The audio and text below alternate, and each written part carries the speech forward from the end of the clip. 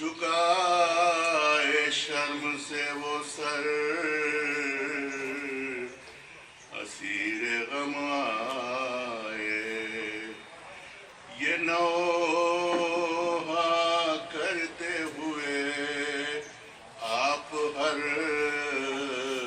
قدم آئے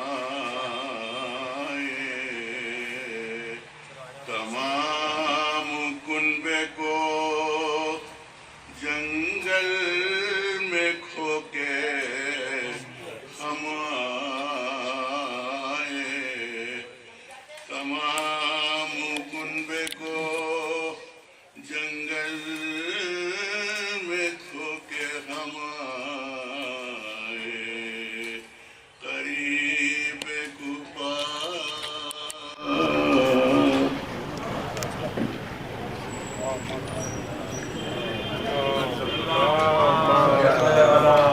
شکریہ. میں گزارش کروں ہمارے برادرین بڑے بھائی جناب سید زرگام حیدر نقوی صاحب سے کہ وہ سور سلام کے لیے پیش کریں. بابا جبل اللہ علیہ وسلم صلی علی محمد و آل محمد.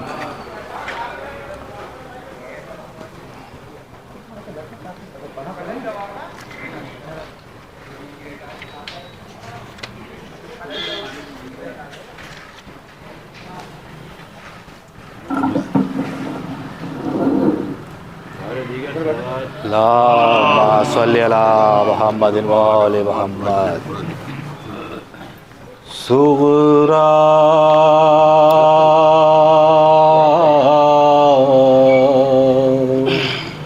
یہی کہتی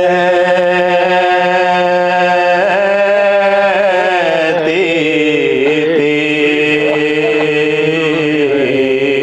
نا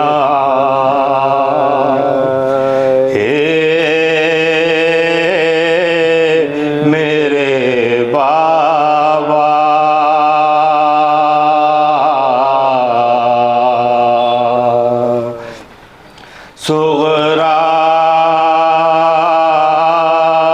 یہی کہتی تھی نا اے میرے بابا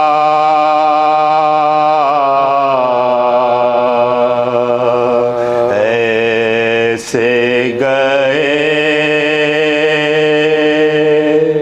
اس بن میں ستا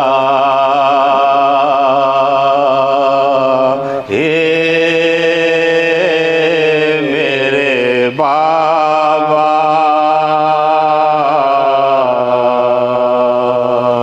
عرصہ ہوا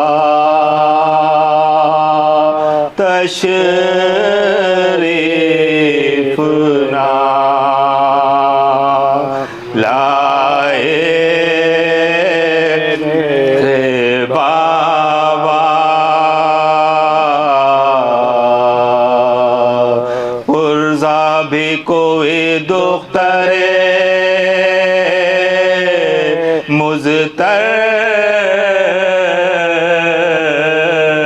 کو نہ بھیجا اور لینے کو میرے علی اکبر کو نہ بھیجا صغرا یہی کہتی تھی نا اے میرے بابا. نعرہ سلوات. یہ چھوڑا سا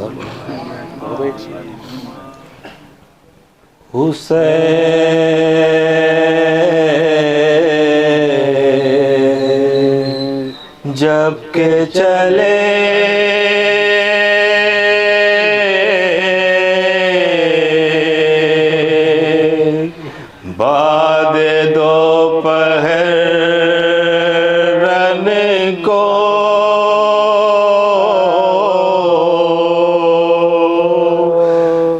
تھا کوئی جو سنبھالے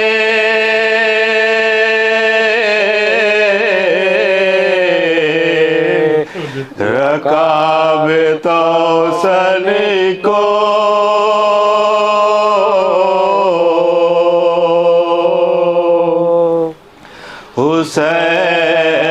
حسین چھپ کے کھڑے تھے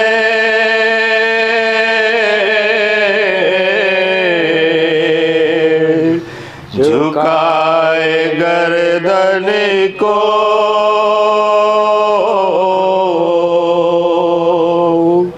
سکینہ جھاڑ رہی تھی قبا کے دامن کو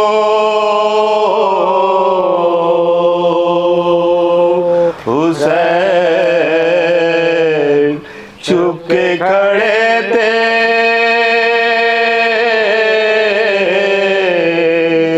جھکائے گردن کو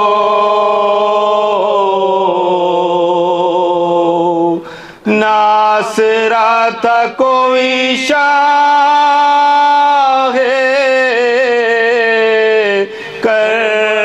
کربلائے کو فقط بہن نے کیا تھا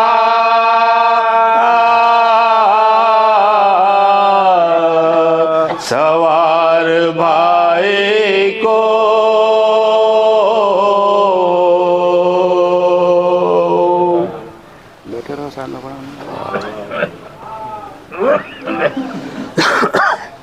فاتحہ. Disconnected.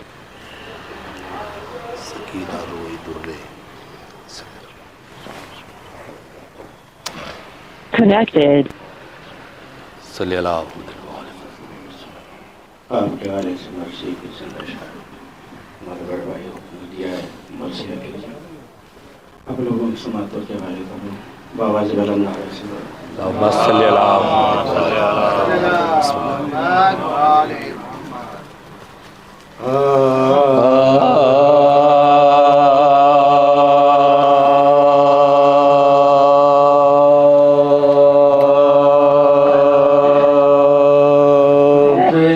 جب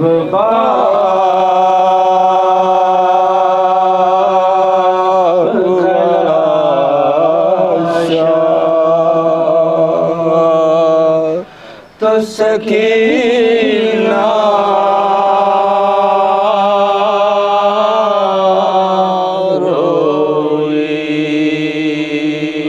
روئی دیکھا جب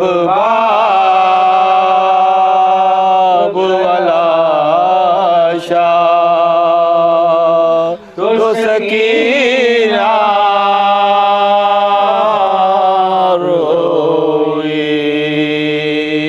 شمرن مارا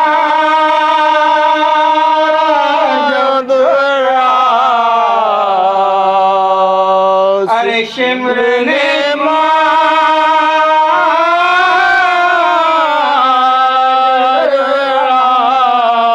سکینہ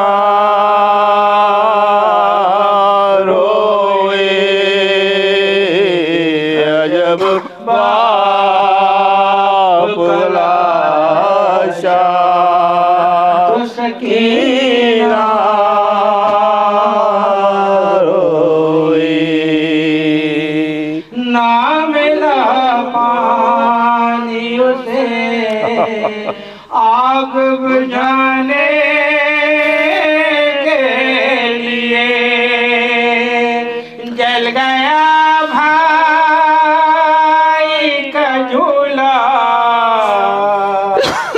جل گیا بھائی کا جھولا تو سکینہ روئی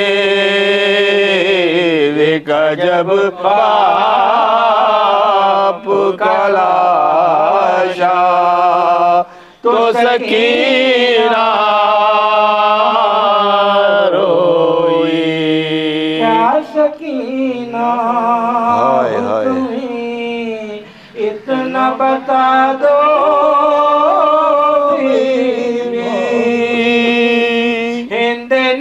گنگا کے جو دل اٹھا تو سکینہ روئے دیکھا جب باپ کا لاشا تو سکینہ روئی پردہ کان میں در پہنے ہوئے سامنے آئی جو رملا تو سکینہ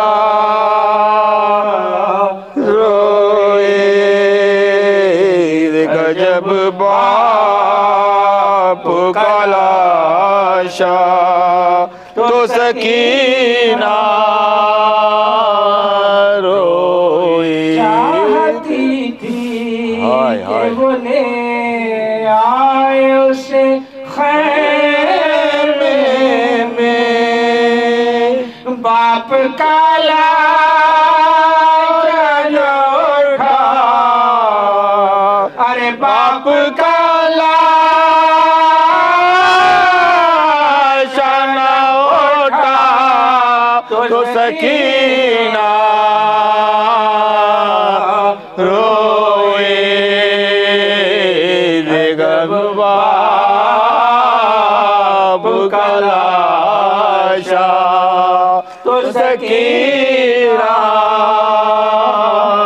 روئی قید میں سنتے ہوئے باپ کے سر سے لوری ہائے ہائے قید میں سنتے ہوئے باپ کے سر سے لوری زخمی ہوٹوں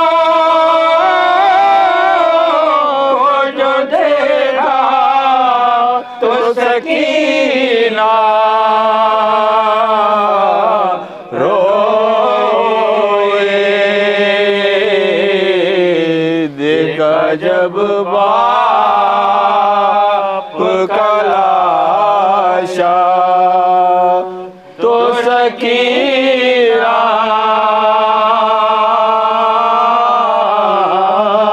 روئی جناب شاہ نصیر آبادی صاحب سے گزارش ہے پیش خانے کی تشریف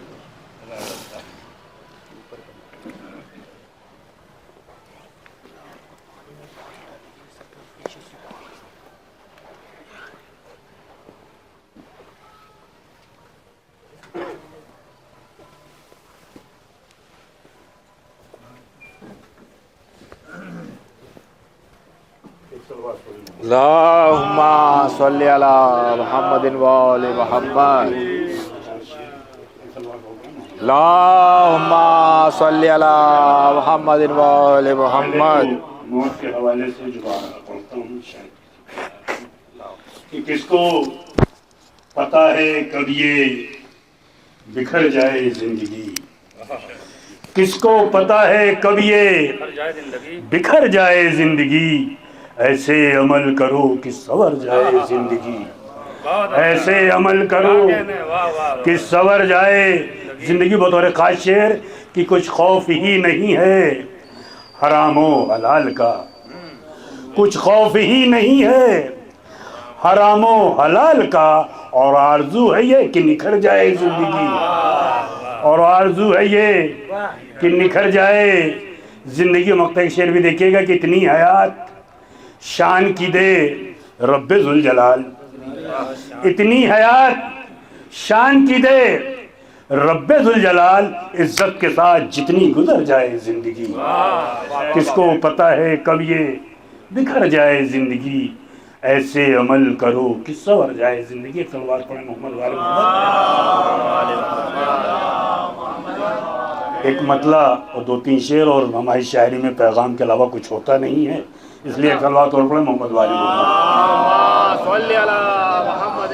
کہ مقصد شاہ زمن پہلے تو سمجھا جائے مقصد شاہ زمن، پہلے تو سمجھا جائے، پھر اسی رنگ میں خود اپنے کو ڈالا جائے، پھر اسی رنگ میں خود اپنے کو ڈھالا جائے۔ پھر بھی یہ بھی مطلب دیکھیے گا کہ ہاتھ پہلے تو گناہوں سے اٹھایا جائے، ہاتھ پہلے تو گناہوں سے اٹھایا جائے، بعد میں حجت آخر کو بلایا جائے، بعد میں ہاتھ پہلے تو گناہوں سے اٹھایا جائے، بعد میں حجت آخر کو بلایا جائے۔ شعر بہت ہیں چھوڑتے ہوئے کہ ہوں گناہ گار بہت یہ تو حقیقت ہے مگر، ہوں گناہ گار بہت یہ تو حقیقت ہے مگر، تو بتا تیرے سوا کس کو پکارا جائے، تو بتا تیرے سوا کس کو پکارا جائے۔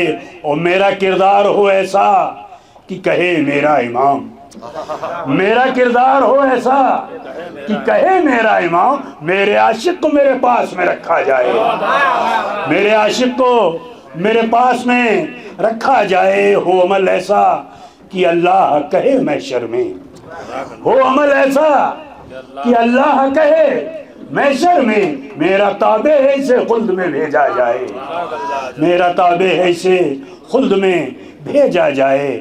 ہاتھ پہلے تو گناہوں سے اٹھایا جائے، بعد میں حجت آخر کو بلایا جائے۔ جناب شاہ نصیر آبادی صاحب کو سماعت فرمائیں۔ میں احترام گزارش کر رہا ہوں برادر مومن شاعر اہل بیت جناب سید عابد قادری صاحب سے کہ تشریف لائیں اور کلام پیش بآواز بلند نعرہ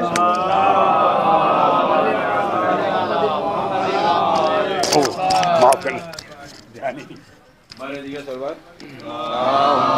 صلی علی محمد وآل محمد۔ ایک اور صلوات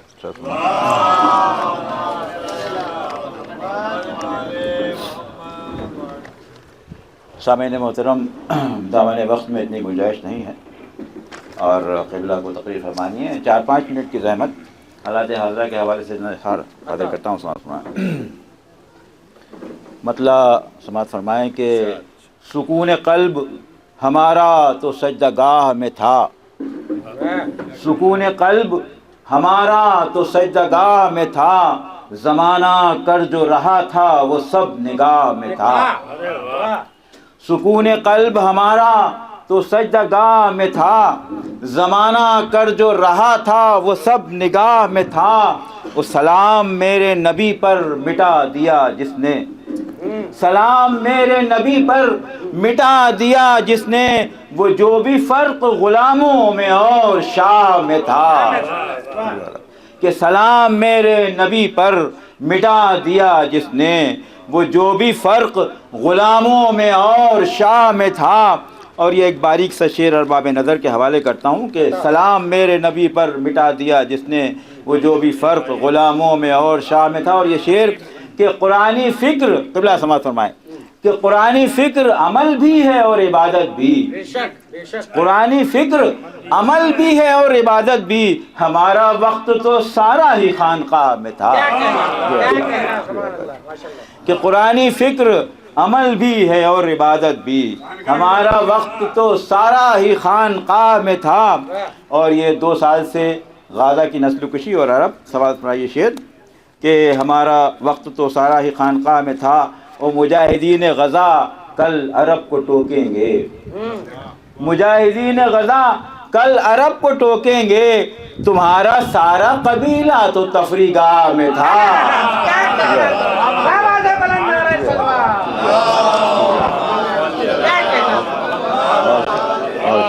بہت شکریہ کہ مجاہدین غزہ کل عرب کو ٹوکیں گے، تمہارا سارا قبیلہ تو تفریح گاہ میں تھا۔ اور یہ ایرانی عوام اور اسرائیل کے عوام شعر سماعت فرمائیں کہ خدا کا شکر کہ میدان میں جان دی میں نے، خدا کا شکر کہ میدان میں جان دی میں نے، خدا کا شکر کہ میدان میں جان دی میں نے، میں کب زمین کے نیچے پناہ گاہ میں تھا۔ شکریہ، بہت شکریہ، بہت شکریہ کہ خدا کا شکر کہ میدان میں جان دی میں نے، میں کب زمین کے نیچے پناہ گاہ میں تھا۔ اور یہ شعر بطور خاص کہ قرار دل بھی میسر نہیں تھا قاتل کو، یہ ٹرمپ کے روز بدلتے ہوئے بیانات، کہ قرار دل بھی میسر نہیں تھا قاتل کو، قرار دل بھی میسر نہیں تھا قاتل کو، وہ پرسکون بہت تھا جو قتل گاہ میں تھا، کہ قرار دل بھی میسر نہیں تھا قاتل کو، وہ پرسکون بہت تھا جو قتل گاہ میں تھا۔ اور یہ شعر سماعت فرمائیں، شعر آخر کہ فرعون دہر تجھے کل خبر ملے گی ضرور، فرعون دہر تجھے کل خبر ملے گی ضرور، کہ کتنا وزن شہیدوں کی ایک آنکھ میں تھا۔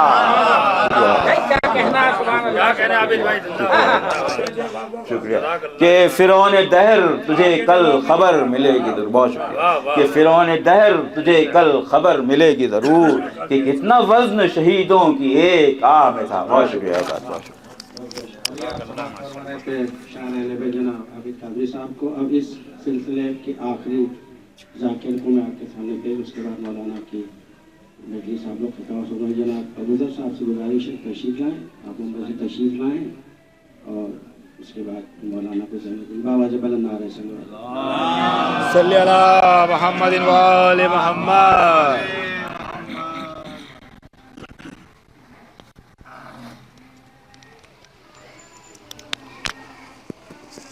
بابا جبل نعرہ سلوات۔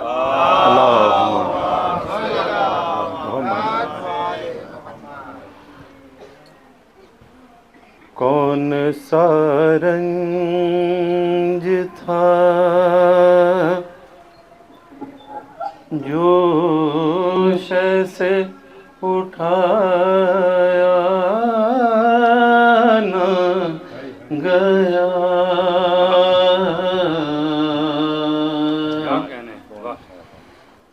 کون سا رنج تھا جو شہ سے اٹھایا نہ گیا، پر کوئی شکوہ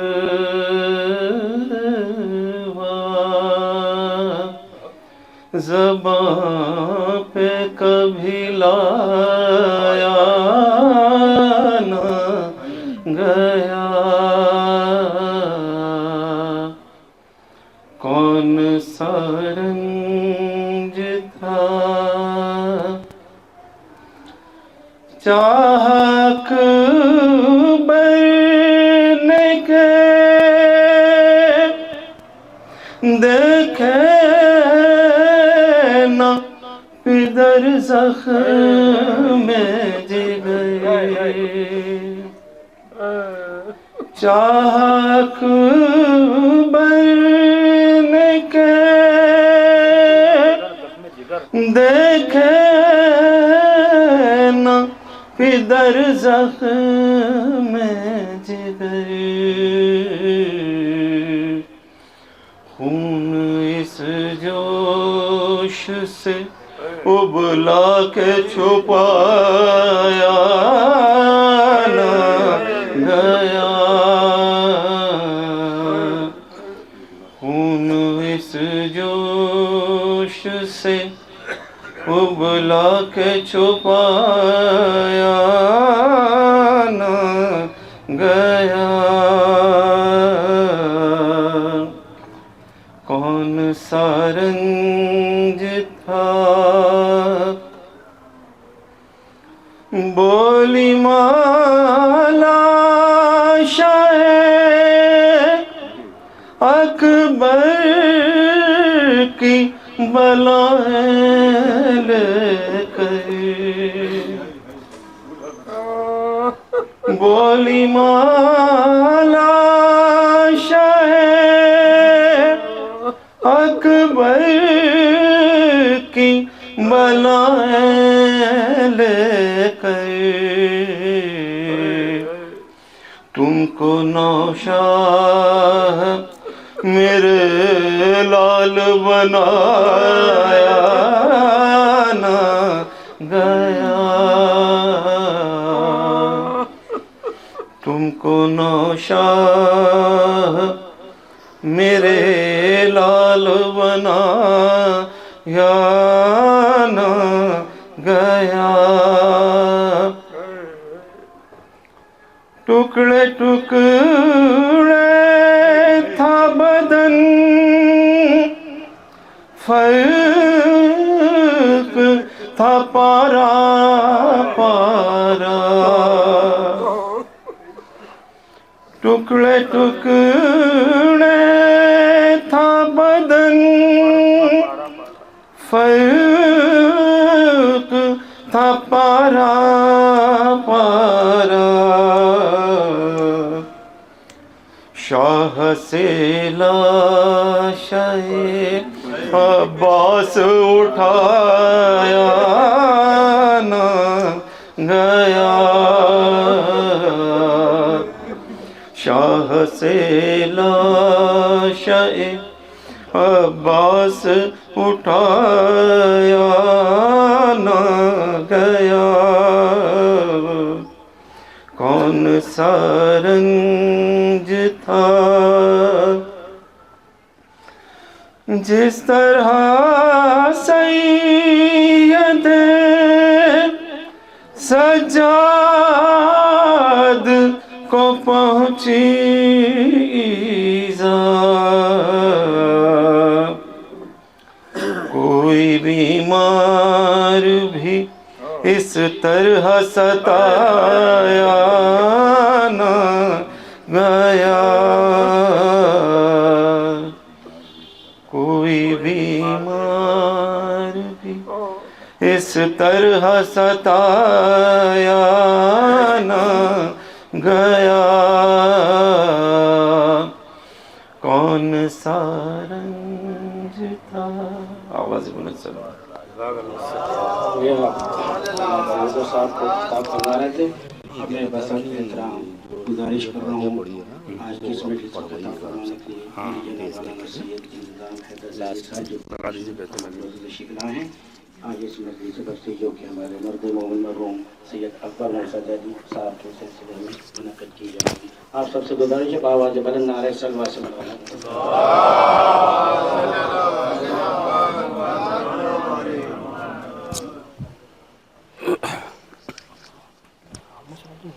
سامنے سے یا سائڈ سے کر دو بآواز بلند نعرہ صلوات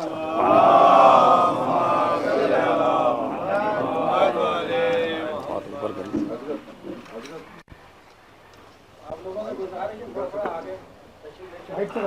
آواز تھوڑا تھوڑا بآواز بلند نعرہ صلوات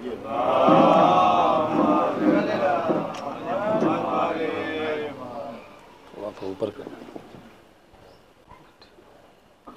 تھوڑا تھوڑا آگے تشریف لائیں آواز تھوڑا سا سمٹ کے آگے آ جائیں رحم اللہ من قرأ الفاتحہ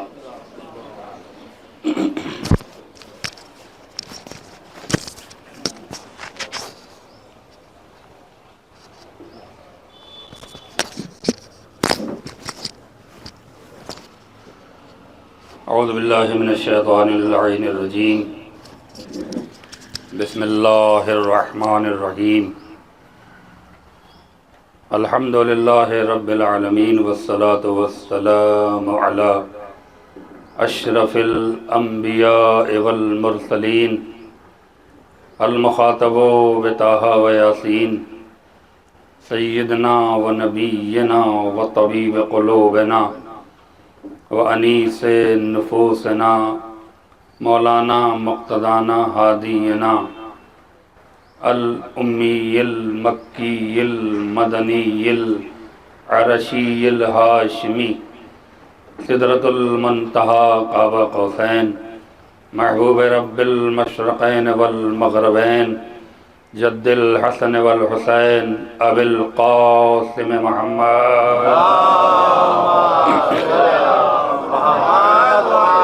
الذين أذهب الله عنهم الرجس أهل البيت ويطهرهم تطهيرا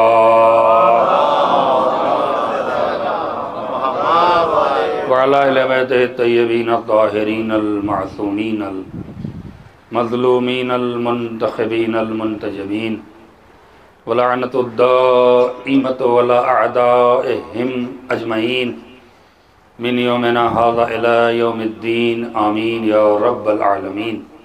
أما بعد فقد قال سبحانه تبارك وتعالى في محكم كتابه المبين وهو أصدق الصادقين وقوله الحق. بسم الله الرحمن الرحيم. قل لا أسألكم عليه أجرا إلا المودة في القربى.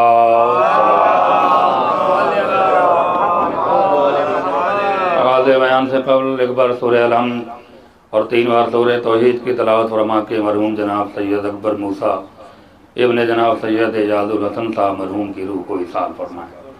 بسم اللہ الرحمن الرحیم.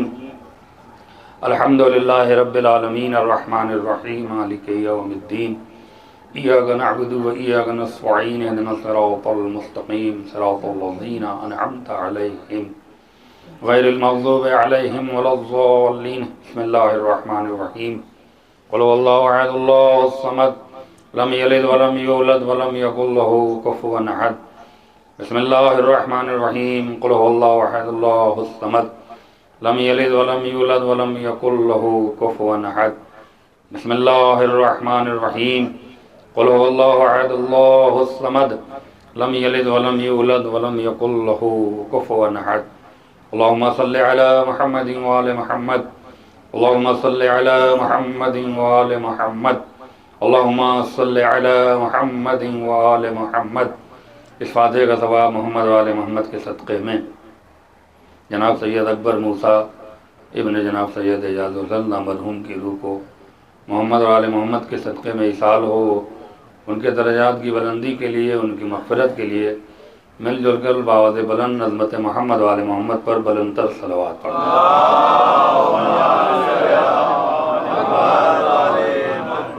پروردگار عالم قیامت تک باقی رہنے والی کتاب قرآن مجید کے سورہ شورا میں اپنے محبوب ترین پیغمبر حضور سرور کائنات حضرت محمد مصطفیٰ صلی اللہ علیہ وآلہ وسلم کے وسیلے سے اپنے محبوب بندوں تک ایک اہم ترین پیغام اور ایک امپورٹنٹ میسج پہنچا رہا ہے.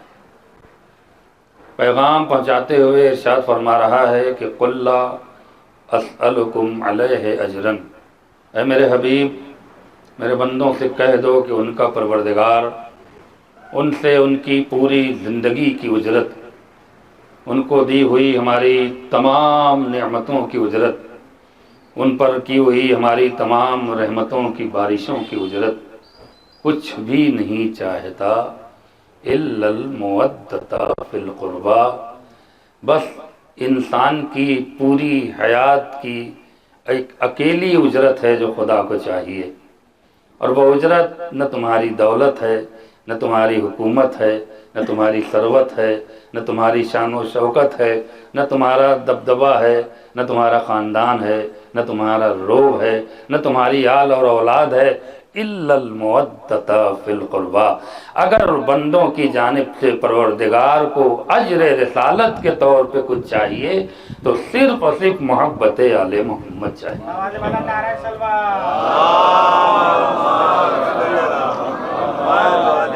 وقت کافی ہو گیا ہے اور بہت طویل گفتگو کرنے کا موقع اور محل نہیں ہے، چونکہ کل کی تاریخ ہمارے اور آپ کے چھٹے امام جعفر صادق علیہ السلام کی شہادت کی تاریخ ہے، لہذا اس مناسبت سے کچھ گفتگو آپ کی خدمت میں عرض کر کے مجلس کو تمام کروں گا. آپ غور فرمائیں کہ پروردگار عالم نے بے شمار نعمتوں سے اپنے بندوں کو نوازا ہے.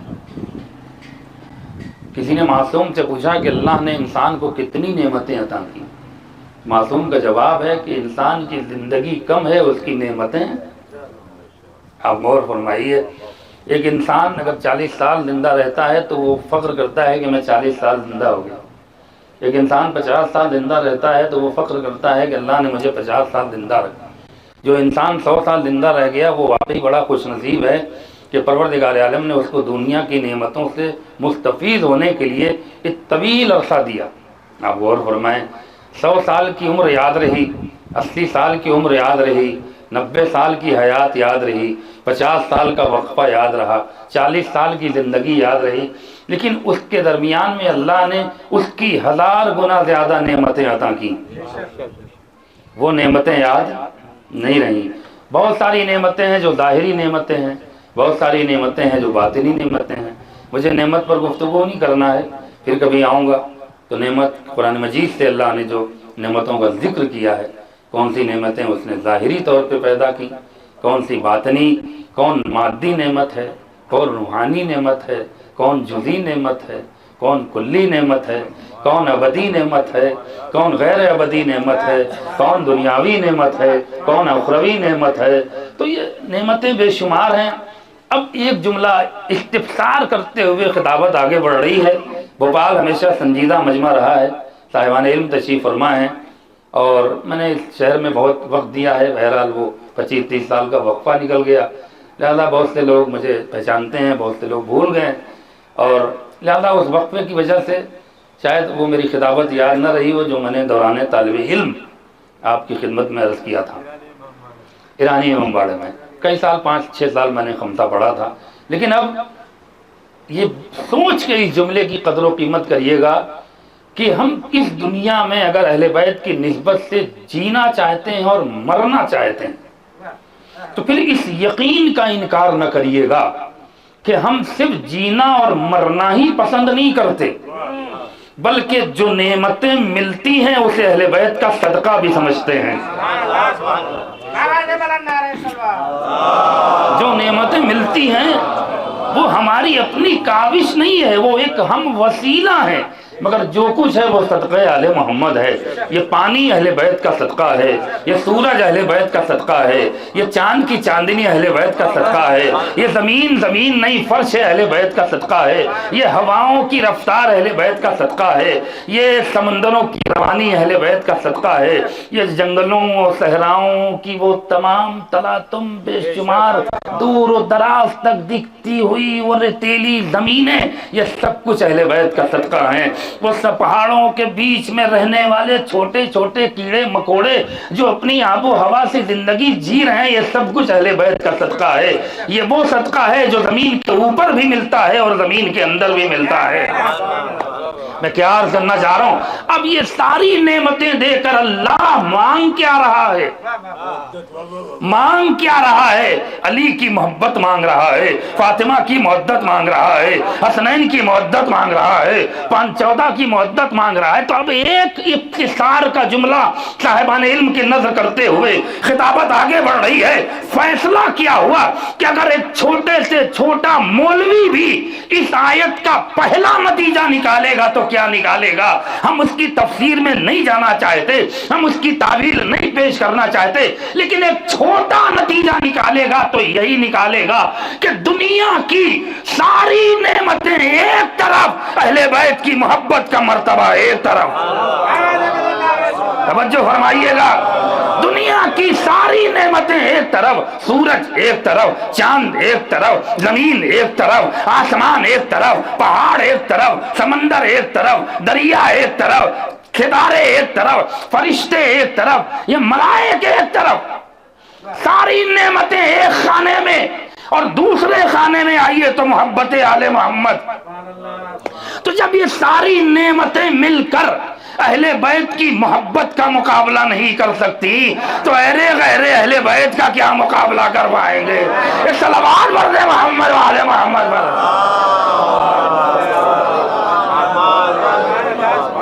تو جو کچھ ہے وہ اہل بیت کی محبت ہے۔ سورج پر پہنچنا کمال نہیں ہے، چاند پر پہنچنا کمال نہیں ہے، زمین اور پراپرٹی بنا لینا کمال نہیں ہے۔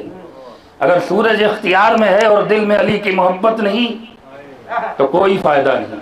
اگر چاند کی رفتار میں جا کر تم نے چاند کی سینے پر اپنا قدم رکھ دیا، اہل بیت کی محبت سے دل خالی ہے تو وہ سفر نہیں ہے، وہ معراج نہیں ہے۔ میں کیا عرض کرنا چاہ رہا ہوں، آسمان پہ جانا معراج نہیں ہے، علی کے عشق میں مر جانا معراج ہے۔ اسی لیے اللہ نے محبت کا لفظ نہیں رکھا۔ اب آئیے موضوع پر، اور گفتگو بڑی تیزی سے آگے بڑھے گی، کچھ جوانوں کو بھی متوجہ کرنا چاہتا ہوں جہاں آپ کا ایمان بولے گا وہاں آپ کی زبان بولے گی. خطابت کسی کو مجبور نہیں کرتی ہے بولنے کے لیے، فرش پر انسان کا ایمان خود بولتا ہے. میں کیا عرض کرنا چاہ رہا ہوں، اور یہ پاک لہو کا تقاضا بھی ہے.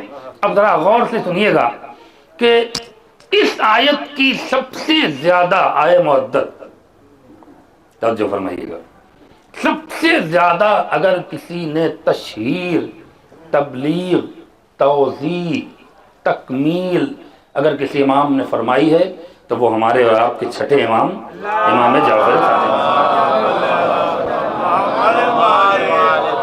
بس ایک ہلکی سی تاریخ کا خاکہ پیش کروں گا، کیونکہ خطابت اس مرحلے میں نہیں ہے کہ بہت ڈیٹیل میں، لیکن ایک خاکہ پیش کر کے آپ سے رخصت ہو جاؤں گا. سمجھنے کی ذمہ داری ہے آپ کی.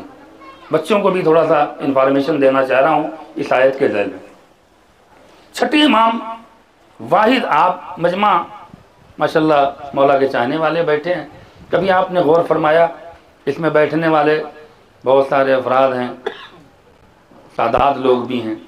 کوئی زیدی سادات ہے، کوئی رضوی سادات ہے، کوئی نقوی سادات ہے، کوئی عابدی سادات ہے، کوئی حسینی سادات ہے، کوئی حسنی ہے، کوئی علوی ہے، اور یوں دیکھا جائے تو سب مولائی. لیکن آپ نے غور فرمایا ہے کہ ہم ان تمام نسبت کے باوجود بھی یونیورسل اسٹیج پر، بین الاقوامی سطح پر دشمن جب اخبار میں کوئی ہمارے سلسلے میں خبر نیوز شائع کرتا ہے تو یہ کبھی آپ نے پڑھا علوی فرقے نے یہ کہا، رضوی فرقے نے یہ کہا، زیدی فرقے نے یہ کہا. بھائی اگر امام کے چاہنے والے ہو تو بولنا پڑے گا. حسنی فرقے نے یہ کہا. جو بھی خبر شائع ہوتی ہے تو بس ایک لفظ آتا ہے کہ فقہ جعفری، ملت جعفریہ کا اعلان ہو چکا ہے کہ چاند ہوا ہے کہ نہیں ہوا. تو آپ نے غور نہیں کیا، یہ ساری نسبتیں سمٹ کے آئی ہیں ایک ذات میں. علوی سمٹا جعفری میں، توجہ فرمائیے گا، زیدی سمٹا جعفری میں، حسنی سمٹا جعفری میں، عابدی سمٹا جعفری میں، زیدی سمٹا جعفری میں. کیوں؟ ہماری پہچان رضوی سے کیوں نہیں؟ ہماری پہچان علوی اور حسینی اور حسنی اور عابدی سے کیوں نہیں ہے؟ زیدی سے کیوں نہیں؟ یہ پوری قوم کل بھی فقہ جعفری، ملت جعفریہ سے جانی جاتی تھی، آج بھی جانی جاتی ہے اور قیامت تک جانی جائے گی. اس کی وجہ یہ ہے کہ چھٹے ہی امام کو اتنی مہلت ملی، اتنا موقع ملا کہ انہوں نے مذہب تشیع کو ایک نظم، ایک دستور، ایک اصول، ایک تہذیب، ایک ڈسپلن، ایک لا، ایک عقل، ایک شعور، ایک احساس کے سانچے میں ڈھال کر دنیا کے سامنے پیش کر دیا اور یہ بتا دیا کہ دنیا کے سارے مذاہب ایک طرف، اہل بیت کا مذہب ایک طرف. ایک صلوات پڑھ دیں محمد و آل محمد.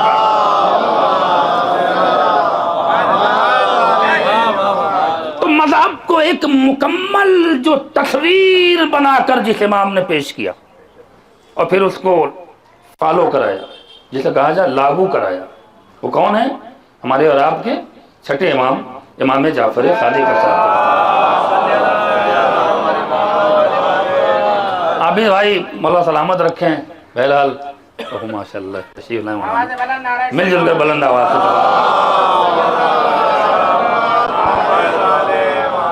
سرزمین بھوپال کی ایک بڑی ادبی ہستی ہے، پروردگاری نے تو سلامتی عطا فرمائی. اب انہوں نے اشعار ایسے سنائے ہیں تو کچھ دو جملے اس کے پس منظر میں خراج عقیدت کے طور پہ پیش کرتا ہوا آگے بڑھوں گا. اب پھر امام سے سوال ہو رہا ہے. چھٹے امام، قوم کو بتانا چاہتا ہوں 99% زیارتیں چھٹے امام نے لکھی. بچوں کو معلوم ہونا چاہیے، زیارت وارثہ چھٹے امام نے لکھی، زیارت عاشورہ چھٹے امام.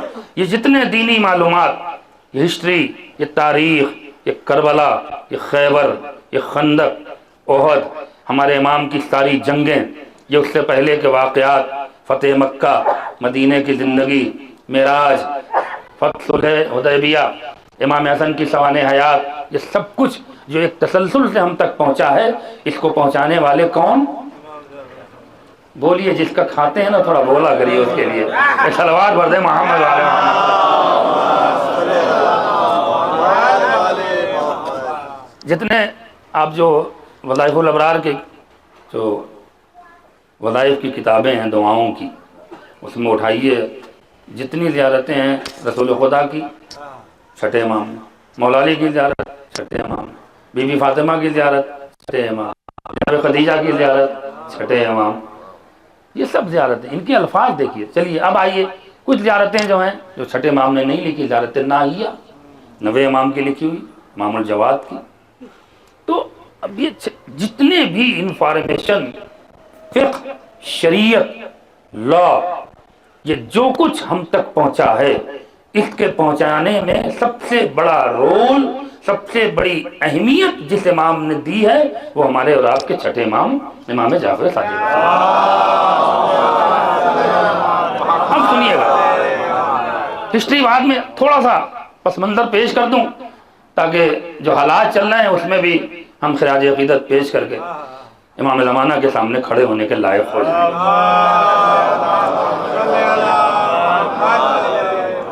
امام کا درس شروع ہوا 132 ہجری میں. اب تھوڑا ہسٹری جوڑ رہا ہوں اور بیچ بیچ میں اختصار پیش کروں گا اور زحمت تمام کر دوں گا کیونکہ بھائی ظاہر سی بات ہے مطالعے والی خطابت کرتا ہوں لہٰذا اسی اعتبار سے گفتگو بھی. لہٰذا اب غور فرمائیے گا 132 ہجری میں بنی امیہ کا خاتمہ ہوا اور اس وقت جو دور تھا وہ ہمارے اور آپ کے چھٹے امام کا تھا. 114 ہجری میں ہمارے چھٹے امام کی ولادت ہو چکی ہے, پانچویں امام کی شہادت ہوئی. علوم اہل بیت کا جو چشمہ پھوڑا ہے اس کو پانچویں امام نے پھوڑا, اس لیے باقر العلوم کہا گیا. اس چشمے کو سمندر کی جو شکل دی ہے وہ چھٹے امام نے دی ہے.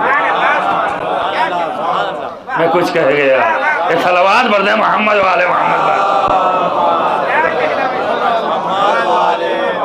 کیونکہ پانچویں امام پہ پابندی تھی, صرف 5 امام کے شاگرد تھے, پانچویں امام کے 5 ہی شاگرد تھے.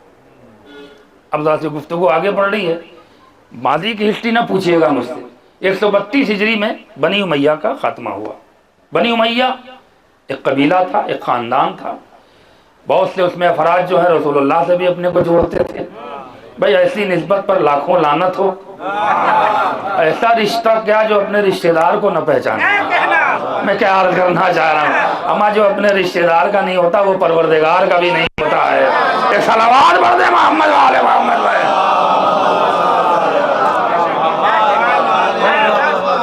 تو بنی امیہ واصل جہنم اسی لیے ہوئے, انہوں نے رشتہ داری نہیں سمجھی. اب اس میں ابو جہل, ابو سفیان, یزید, مروان, معاویہ جو نسلیں آئی ہیں یہ بنی امیہ کہی جاتی ہیں. بچوں کو بتا رہا ہوں بزرگوں سے معذرت کرتے ہوئے, ان بچوں کو فرض سے ہی سب کچھ ملتا ہے. یہ بنی امیہ ہیں.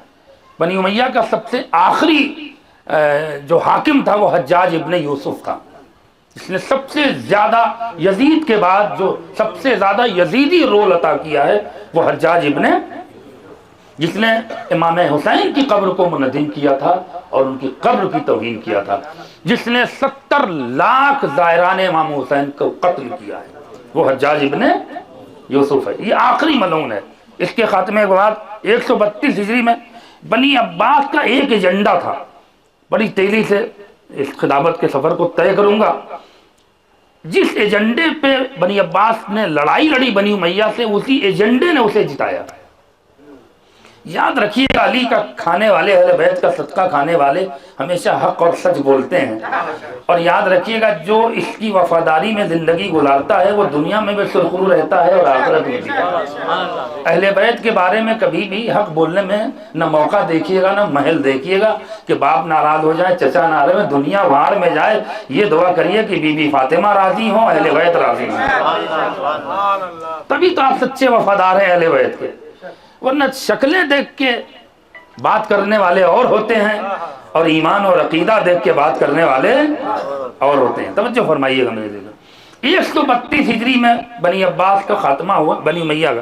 بنی عباس نے ایک طرفہ الیکشن جیتا اور صرف ایک ہی ایجنڈا تھا, وکاس کا کوئی ایجنڈا نہیں تھا. کہ ہم تمہارا گھر بنوا دیں گے اور تمہارے بچوں کے ایجوکیشن. اس وقت کہاں جہالت کا دور تھا. ایک ہی ایجنڈا تھا, وہ کیا تھا کہ جو حقوق تم اہل بیت علیہم السلام کے بنی امیہ نے چھینے ہیں وہ ہم لوٹا دیں گے. اور میں جملہ اب آپ کی نظر کر رہا ہوں, اس جملے کی کتنی قدر آپ کریں گے یہ آپ کا ایمان اور عقیدہ جانے. ہمیشہ یاد رکھیے گا کہ اہل بیت علیہم السلام کا خاندان اتنا بڑا ممنون کرم ہے کہ جس سے جن کے نام سے دشمن بھی اپنی حکومت بچا لیا کرتے ہیں. میں کیا عرض کرنا چاہ رہا ہوں, بنی عباس کی حکومت آئی ہی اہل بیت کے نام پر, اور بنی امیہ کا خاتمہ ہی ہوا اہل بیت کی وجہ سے. لہذا اس ایجنڈے پہ ایک طرفہ جیت ہوئی. کمپرومائز کا مسئلہ تھا. چھٹے امام کے زمانے میں بنی عباس برسر اقتدار آئے 132 ہجری میں. عباس صفاہی جو پہلا حاکم تھا بنی عباس کا, 2 سال برسر اقتدار رہا. اس وقت چھٹے امام کا دور تھا, اور یہ بنی عباس کا جو دارالحکومت بنائی گئی وہ بغداد بنائی گئی. یاد رکھیے گا بنی امیہ کی دارالحکومت کہاں تھی, اگر کسی کو پتا ہے تو بتا دے. نہیں, مدینہ. سب تھا وہ تو صرف معاویہ گیا تھا وہاں پہ. ایک صلوات پڑھ دیں محمد بھائی. خلافتوں کا بھی سلسلہ تو بنی امیہ ہی سے ہے, آپ تو بہتر جانتے ہیں. ایک زندگی کے ساتھ صلوات پڑھ دیں محمد والے.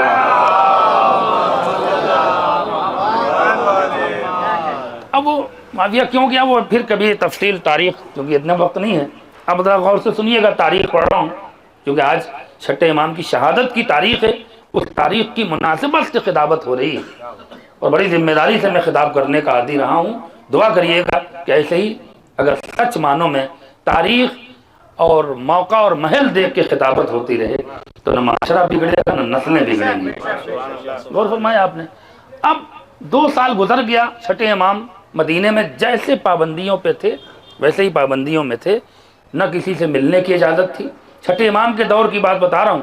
کوئی ایک بار ملتا تھا تو 40 کوڑے کھاتا تھا, دوسری بار ملتا تھا تو اسے 70 کوڑے مارے جاتے تھے, تیسری بار کی ملاقات میں پکڑا جاتا تھا تو قتل کر دیا جاتا تھا. اتنی سختی تھی ان سے ملاقات کی. بس وہی لوگ امام سے ملاقات کر سکتے تھے جو سرکاری پاس لیتے تھے. اس میں بھی ایک سال میں ایک بار ان کے خاص لوگوں کو ملنے کا پاس ملتا تھا, اور وہ جاتے تھے جس میں بڑے بڑے نام ہیں. انشاءاللہ آنے والے وقتوں میں میں ان ناموں کو بھی لوں گا تاکہ بچوں کے دماغ میں یہ سارے نام سیو ہو جائیں کہ جن کی محنتوں سے یہ دین ہم تک پہنچا ہے, جن کی محنتوں سے یہ ساری چیزیں ہم تک پہنچی ہیں. اب اسی طرح قید ہیں. ادھر بنی عباس کی حکومت شروع ہو گئی. منصور دوانقی نے بنی عباس ابو العباس صفاہی کو خود قتل کیا حکومت پانے کے لیے, جو امام کا قاتل ہے اصل. جب وہاں تک وہ آیا, اب چونکہ ایجنڈا تھا کہ ہم تمہیں حقوق لوٹائیں گے, لہذا اب جو لوگ امام کے چاہنے والے تھے جنہوں نے بھرپور سپورٹ کیا تھا انہوں نے منصور دوانقی کے پورے دربار کا گھیراؤ کیا, اور وہاں احتجاجی آواز بلند شروع ہوئی. توجہ فرمائیے گا. لبیک یا ابن رسول اللہ, یہ پہلا احتجاجی جملہ ہے, تو یاد رکھیے گا. لبیک لبیک یا ابن رسول اللہ, اس لیے کہ مولا علی کو چھوڑ کر سارے امام یا ابن رسول اللہ کہے گئے ہیں. یہ رسول اللہ کے بیٹے ہیں, علی کے نہیں ہیں. میں کیا عرض کرنا چاہ رہا ہوں, وسیلہ علی ہیں مگر بیٹے رسول کے کہلا رہے ہیں. یہ صلوات پڑھ دیں مل جل کے محمد والے محمد. ایک جملے پہ یہ پوری شیعت کا جو پوری دار و مدار ہے وہ چھٹے امام کے ایک جملے پر ہے, جہاں سے شیعت آگے بڑھی ہے. اور آج تک یہ سارے ظالم حکومت مل کے بھی اگر چاہیں تو یاد رکھیے گا دنیا کے ہر مذہب کا پرچم گر سکتا ہے, جل سکتا ہے, لیکن مذہب اسلام کا پرچم کل بھی سر بلند تھا, آج بھی بلند ہے, اور قیامت تک بلند رہے گا.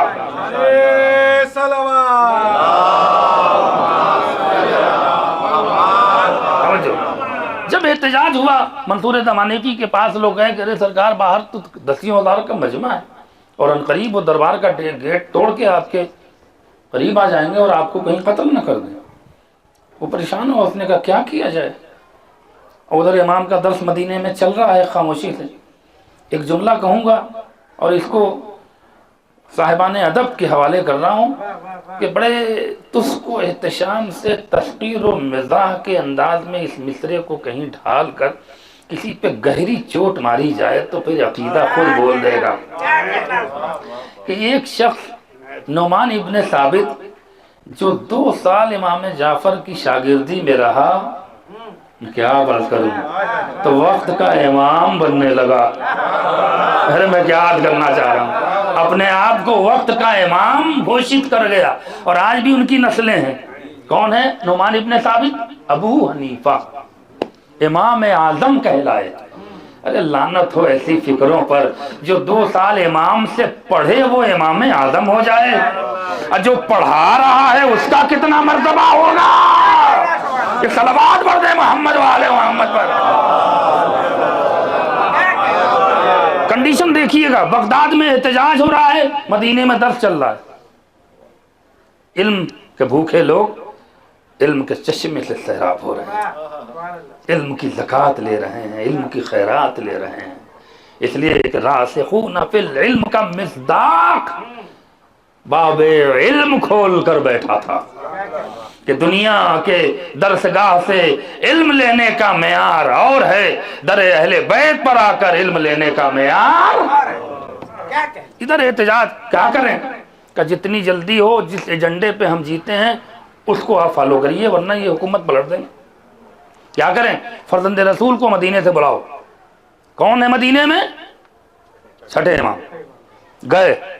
اب اس نے 40 آدمی اور بھورے رنگ کی اونٹ، جو اس وقت ایمبیسڈر کی سواری مانی جاتی تھی، یعنی گھوڑے سے زیادہ بھورے رنگ کی اونٹ کی سواری تھی، وہ مانی جاتی تھی، بھیجا امام کی خدمت میں کہ بلایا ہے۔ امام نے کہا ہم اس جانور پر کبھی سوار نہیں ہوتے جو جانور کسی کے حق کو چھین کے خریدا جائے۔ ارے میں کیا عرض کرنا چاہ رہا ہوں، بڑے دور کی بات امام نے کہی ہے، متوجہ ہو جائیے۔ جب کسی کے چھینے ہوئے مال سے ارے جانور کا استعمال جائز نہیں ہے تو گھر میں رہنے والوں کی نمازیں کیسے جائز ہو جائیں گی؟ کہ صلوات پڑھ دے محمد والے محمد پہ۔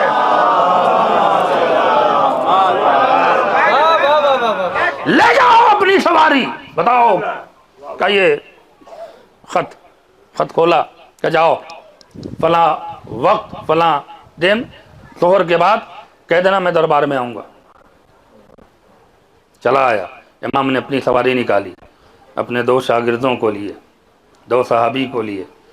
5 کی عدد بڑی اچھی ہوتی ہے، 5 لوگوں کو لیا، مدینے سے بغداد کو چلے، پہنچے، آواز خبر پہنچائی گئی دربار تک، فرزند رسول آ گئے ہیں۔ کہا انہیں سرکاری اہتمام و انتظام میں رکھو، کہا اسے کہہ دے اسے مبارک، ہم تیرے انتظام و اہتمام کے محتاج نہیں ہیں، یہ بتا کہ بلایا کیوں آئے؟ کہا فرزند، بہت مختصر کر رہا ہوں، فرزند رسول دربار میں داخل ہو رہا ہے، قسم خدا کہ اہل بیت کو پہچانو، ان کے مرتبے کو پہچانو۔ اتنی دیر میں منصور دمانیقی کے پاس جو جاہل چاپلوس، جو نصیب کے مارے ہوئے بد نسل لوگ تھے، انہوں نے مشورہ دیا کہ اگر یہیں ہم ریپوٹیشن ان کی خراب کر دیں گے تو مدینہ جاتے جاتے ان کی ویلو ختم ہو جائے گی اور پھر آگے کوئی سوال پیدا نہیں ہوگا۔ کہ کیا کیا جائے؟ کہ یہ آئیں تو ان کا اس دربار میں احترام نہ ہو، کوئی کھڑا نہ ہو۔ کون تھا وہ؟ بہت بڑا نام ہے، تاریخ نے چھپایا ہے، لیکن انتظام حیدر کتابوں سے جڑ کے خطابت کرتا ہے۔ کون تھا وہ؟ انس ابن یحییٰ۔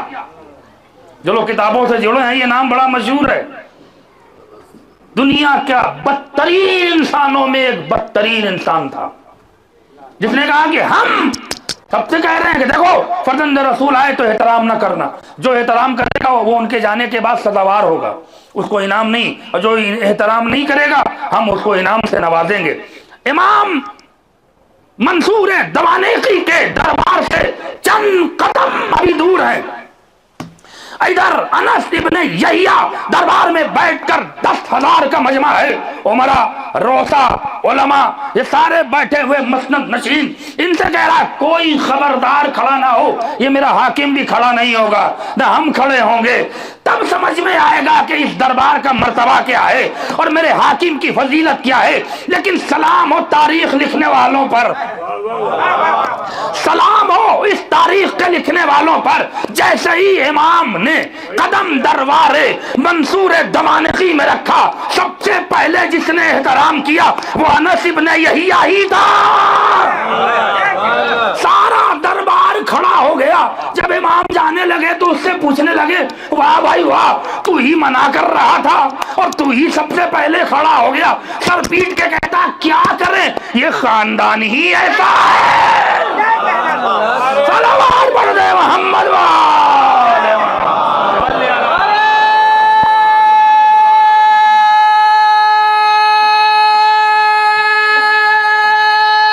مل گئے کیا کریں، یہ خاندانی ایسا ہے۔ آئے شارٹ کر رہا ہوں، بیٹھے۔ امام نے کہا کیوں بلایا ہے؟ کہا شرطوں پہ صلح ہو جائے تاکہ حالات بے قابو ہو رہے ہیں، آپ بھی اطمینان سے رہیے اور ہم بھی رہیں۔ امام نے کہا تو نے کتنی شرطیں لکھی ہیں؟ کہا 17۔ کہا وہ شرطیں اپنی پاس رکھ، میں نے تیری 17 شرطوں کو مان لیا، بس تو ایک شرط میری مان لے۔ امام کا اگر صدقہ کھا رہے ہو نا، اسی ایک شرط پہ شیعت ٹکی ہے، شیعت اسی ایک شرط پہ منحصر ہے۔ اگر اپنے آپ کو شیعہ کہہ رہے ہیں تو اس شرط کی نوعیت کو سمجھیے گا۔ کہ وہ 17 شرطیں تجھے مبارک، تو ایک شرط میری مان لے، میں تیری سب شرطیں مان رہا ہوں۔ نہ امام نے شرطیں پڑھی نہ سنی، امام کو سب پتا تھا کہ یہ کیا لکھ کر لایا ہے۔ کہ فرزند رسول پھر بتائیے دربار میں، درباروں سے مخاطب ہوئے اور کہا دیکھ حاکم، میری ایک شرط ہے اور اس شرط ہی پر صلح ہوگی۔ کہ وہ کیا ہے؟ کہ آج کے بعد، قسم خدا کی بڑا قیمتی جملہ، آج کے بعد میں تیری حکومت میں دخل اندازی نہیں کروں گا، تو میرے دین میں دخل اندازی نہیں کرے گا۔ ہائے ہائے ہائے ہائے، کیا غضب کی شرط ہے۔ آج کے بعد میں تیری حکومت میں انوالو نہیں ہوں گا، تو میرے دین میں انٹرفیئر نہیں کرے گا۔ اس نے کہا شرط منظور ہے۔ دربار میں فرزند رسول نے تماچا مارا کہ نہیں مارا، دنیا والوں کو بتایا حکومت کرنے والے اور ہیں، دین کی خدمت کرنے والے اور ہیں۔ صلوات پڑھ دے محمد والے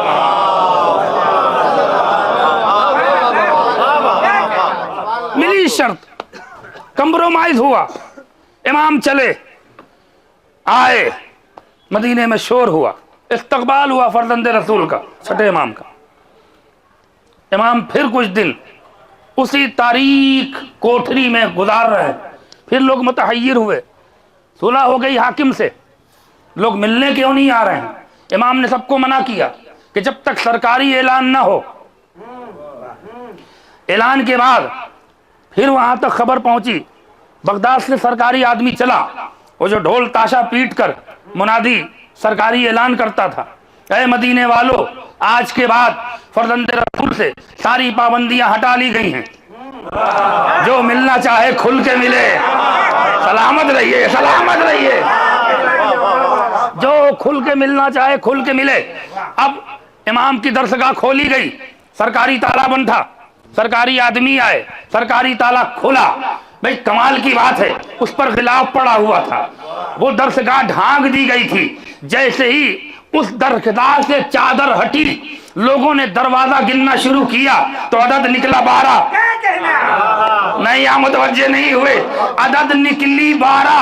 یہ دنیا والوں کو پیغام تھا کہ نہیں تھا کہ اس خاندان میں ایک باب علم نہیں ہے، 12 کے 12 ہو 12 علم ہے۔ صلوات پڑھ دے محمد والے۔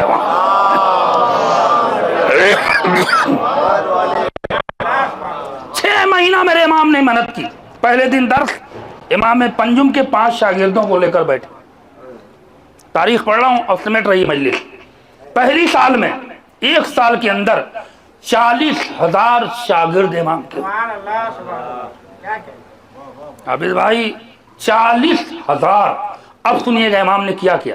ایک سال میں ہر علم کے ایک ایک گوشے پر ایک ایک سبجیکٹ، ایک ایک ٹاپک، ایک ایک مضمون، ایک ایک موضوع پر شاگردوں کو معین کیا اور ایک سال میں انہیں تراش تراش کے اپنے وقت کا ایسا عالم بنا دیا.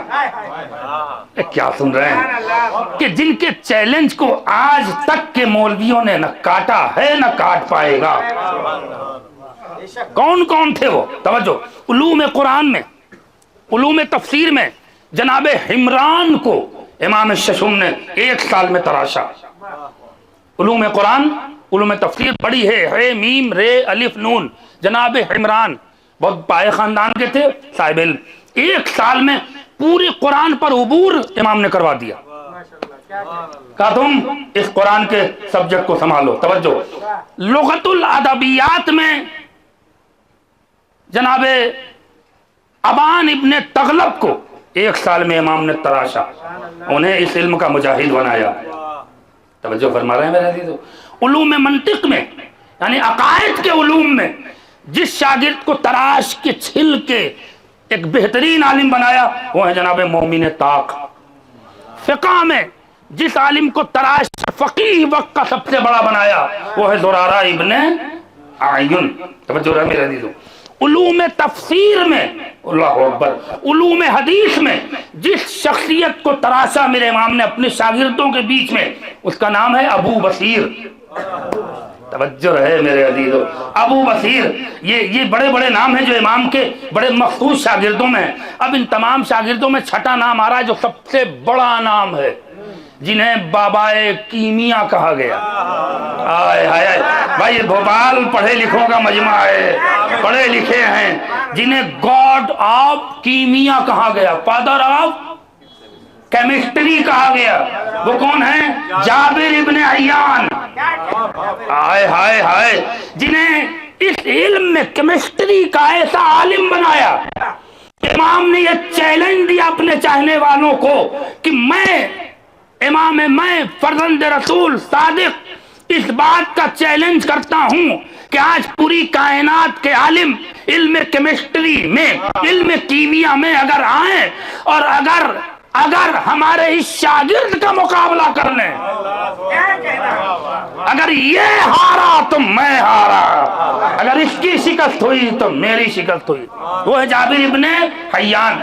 ان کی 400 کتابیں آیت اللہ مرشی نجفی کی، جن کی لائبریری قم المقدس سے ماں ہے، ان کے ہاتھ کی لکھی ہوئی 400 کتابیں اویلیبل ہیں. کیا کہنا سبحان اللہ. جابر ابن حیان کی 400 بکس جناب آیت اللہ مرشی کی لائبریری میں آپ جا کے پوچھئے گا، مل جائے گی. ان کی پہلی جب بک لکھی انہوں نے اور اس میں انہوں نے 214 نظریات لکھے ہیں. قسم خدا کی یہ شیعت کا پیغام جا رہا ہے. 214 پیغام پہلی جو بک ہے ان کی پہلی کتاب اس میں لکھا ہے. اور انہوں نے پہلے ہی پیش میں مقدمے میں لکھا ہے کہ میں جابر ابن حیان اس بات کا چیلنج دیتا ہوں کہ میری پوری کتابوں میں کوئی بھی عالم میرے ایک نظریے کو باطل کر دے گا، میں مذہب بدلنے کو تیار ہوں.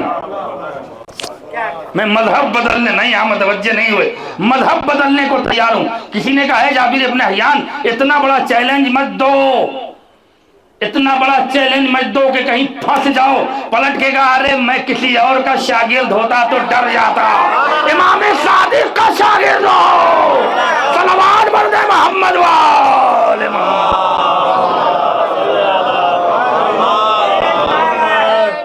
مل کے بولے آخری بات اور یہاں سے رخصت. لیکن توجہ جا رہا ہوں. اس کے بعد امام نے پھر پڑھانا چھوڑ دیا، سب کے شعبے تخت بنایا اور ہر تخت پہ ہر علم کا عالم بٹھایا. پہلے لوگ آتے تھے تو امام سے براہ راست کوشچن کرتے تھے.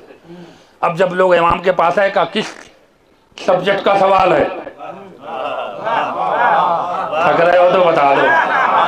کہا منطق کا. کہا اس تخت پہ جاؤ. تم کہاں سے آئے ہو؟ شام سے آئے ہیں. کس ٹاپک پہ سوال ہے؟ ادب پہ ہے. جاؤ ابان ابن تغلب سے پوچھ لو. تم کیوں آئے ہو؟ حدیث پہ ہے، جاؤ ابھی بصیر سے پوچھ لو۔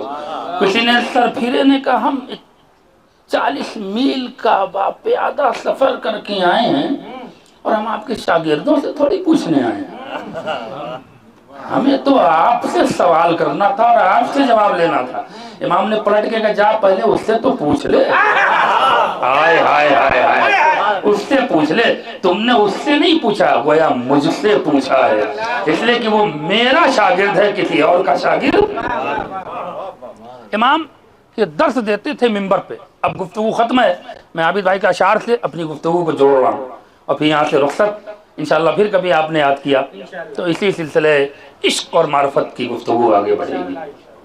امام نے کہا قُلْ لَا أَسْأَلُكُمْ عَلَيْهِ أَجْرًا۔ امام منبر پہ چڑھتے تھے تو اس آیت کی تلاوت کرتے تھے، جب خطبہ تمام کرتے تھے تو اس آیت کی تلاوت کر کے کرتے تھے، اس لیے امام دنیا والوں کو بتانا ہی چاہتے تھے کہ دنیا کی ابتدا بھی عشق اہل بیت ہے اور دنیا کی انتہا بھی عشق اہل بیت ہے۔ کسی نے پوچھا فرزند رسول، اللہ نے ہر رشتے کے لیے محبت کا حکم دیا ہے، لیکن کیا وجہ ہے کہ جب قربہ کی بات آئی تو مودت کا حکم دیا ہے؟ توجہ فرمائیے گا، امام نے 17 وجہیں بیان کی ہیں، اب وقت نہیں ہے، 1-2 وجہیں سن لیں اور پھر مجھے اجازت دیں، میں آپ کے اور اب کھانے کے درمیان بہت دل حائل بھی نہیں ہو سکتا۔ لیکن بات عشق کی ہے، پورے آخری مجمع تک اس جملے کے قدر و قیمت چاہوں گا، صاحبان ایمان تشریف فرمائیں۔ میرے آقا میرے مولا، ہر رشتے کے لیے محبت کا حکم ہے، باپ سے محبت کرو، ماں سے محبت کرو، استاد سے محبت کرو، بھائی سے محبت کرو، ماں سے محبت کرو، پڑوسی سے محبت کرو، استاد سے محبت کرو، شاگرد سے محبت کرو، بیوی سے بہن سے محبت کرو، اہل بیت سے تھوڑا سا بولیے، محبت کرو، یہ ساری محبتوں کا حکم ہے اور یہاں آ کے محبت کا حکم ہے۔ امام نے مسکرا کے کہا یہی تو اللہ بتانا چاہ رہا تھا، محبت میں معرفت کی شرط نہیں ہے۔ ہائے ہائے ہائے، بھوپال میں جملہ پڑھ رہا ہوں، محبت میں معرفت کی شرط نہیں ہے، لیکن محبت بغیر معرفت کے حاصل بھی نہیں ہوتی ہے۔ ارے میں کیا عرض کرنا چاہ رہا ہوں، کسی کو جان کر اس سے محبت کرنے کا معیار اور ہے، کسی کو پہچان کر اس سے محبت کرنے کا معیار اور ہے۔ جاننے والے میدان چھوڑ کے بھاگ جایا کرتے ہیں، پہچاننے والے اپنا گلا کٹانا پسند کرتے ہیں، مگر ظالم کے آگے سر جھکانا۔ صلوات بول رہے محمد والے۔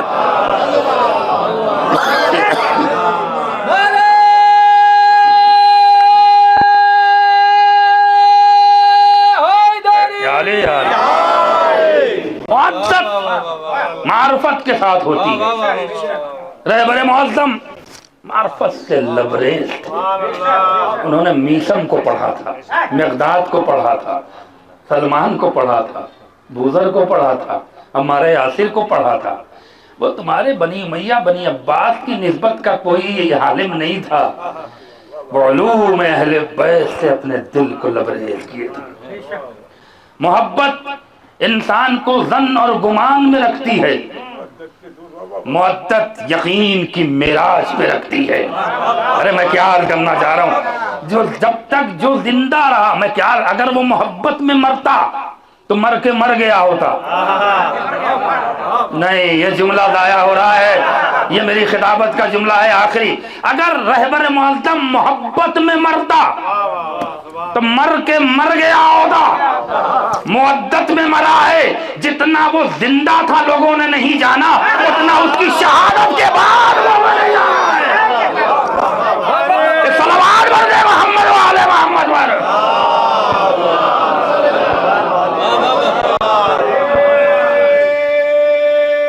سلامت رہیے۔ حیدری جتنا اسے زندگی میں نہیں پہچانا گیا اتنا اس کی شہادت کے بعد اسے پہچانا گیا۔ یاد رکھیے گا، کربلا کی جنگ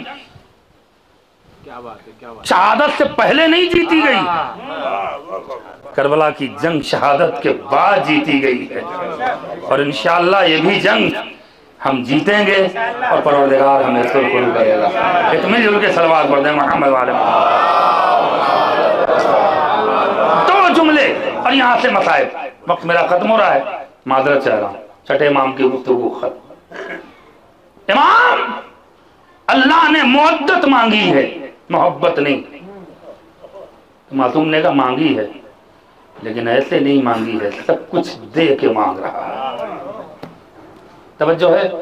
دیکھیے عربی میں ایک لفظ ہے عطا اور ایک لفظ ہے ہبہ, دونوں کے معنی, اور پھر اس آیت کا اصل ترجمہ آپ تک پہنچا کر مسائل کی منزل کو طے کروں گا. لیکن توجہ کا طالب ہے, عطا اور ہبہ میں فرق کیا ہے؟ دونوں کے معنی دینے کے ہیں, کسی چیز کا کسی کو دینا. ہبہ کے معنی بھی دینا ہے, عطا کے معنی بھی دینا ہے. دیکھیے ذرا سی فرق دیکھیے گا.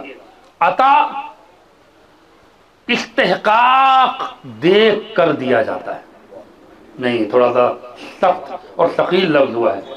یعنی عطا وہاں ہوگا کہ دینے والے کا اس میں کوئی احسان نہ ہو, لینے والے کا وہ حق تھا تو اسے مل گیا. تھوڑا اور واضح کروں, بھوپال میں کسی شیعہ لڑکے نے IAS ٹاپ کیا, قوم خوش ہوئی, ایک جلسہ ہوا, لوگوں نے کہا اپریشیٹ کرنا چاہیے, اس کی حوصلہ افزائی کرنا چاہیے, موٹیویٹ کرنا چاہیے. حوصلہ ہوا, پورے شہر نے اسے عزت دی, وقار دی, بلایا گیا اور ایک کامیابی کی اسے شیلڈ عطا کی گئی. تو وہ جو شیلڈ دی گئی ہے وہ عطا کہلائے گی, ہبہ نہیں کہلائے گی, اس لیے کہ اس کا وہ حق تھا لینے کا.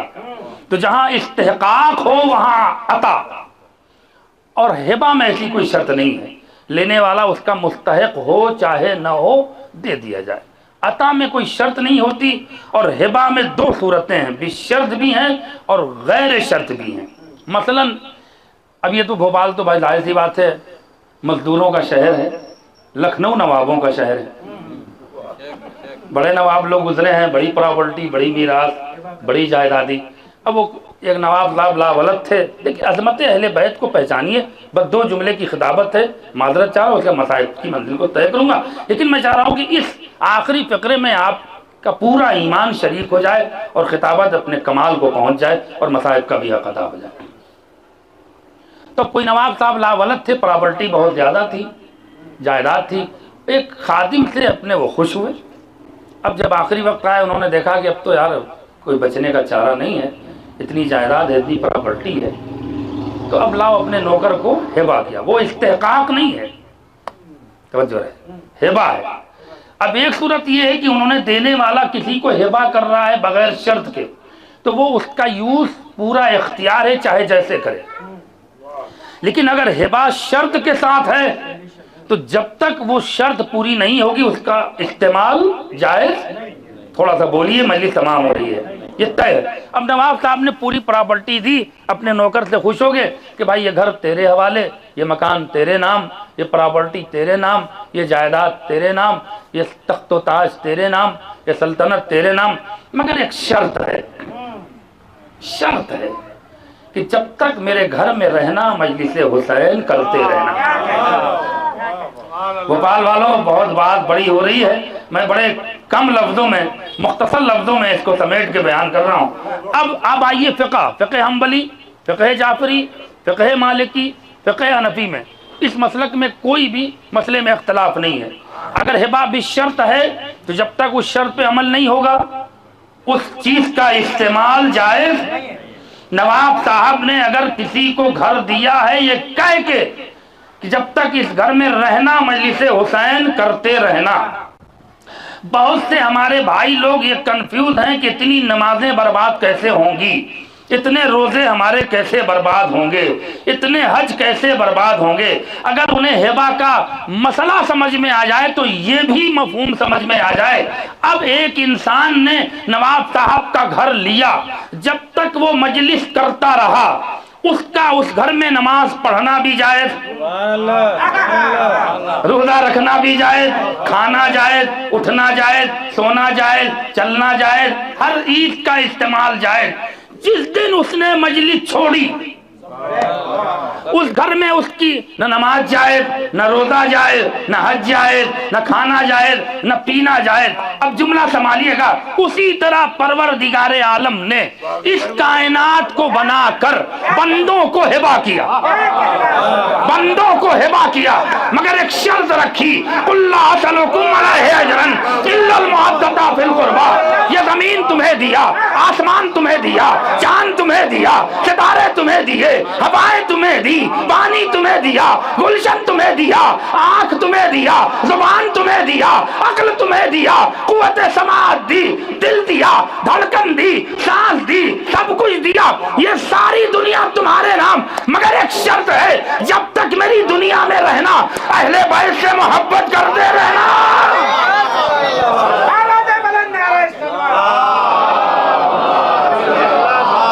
اللہ نے ہبہ بغیر شرط کے نہیں کی ہے، شرط کے ساتھ کی ہے۔ اب عقل کیا کہتی ہے؟ جب تک عشق اہل بیت کے ساتھ جیو گے، زمین پہ چلنا جائز، آسمان کے نیچے رہنا جائز، سورج کی روشنی جائز، چاند کی روشنی جائز، سمندر کا پانی جائز، ہواؤں کا آنا جانا جائز۔ جس دن شرط توڑا اس دن نہ نماز جائز، نہ روزہ جائز، نہ کھانا جائز، نہ پینا جائز۔ اللہ یہی تو بتانا چاہ رہا ہے کہ عشق اہل بیت میں پہلے اپنی دنیا تو حلال کر لو، آخرت تو بعد میں حلال ہوگی۔ صلوات پڑھ دے محمد وآلہ